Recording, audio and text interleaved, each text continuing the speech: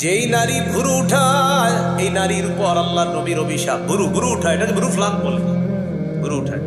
এই কাজগুলো হয় বিউটি পার্লার নামে একটা জগৎ আছে ওখানে।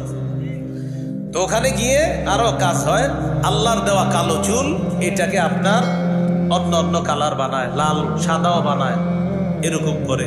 শয়তান আল্লাহর সাথে চ্যালেঞ্জ করছে, সূরা নিসা আছে, ওয়ালা আমুরান্নাহুম ফালা ইউগাইয়িরুন্না খালকাল্লাহ।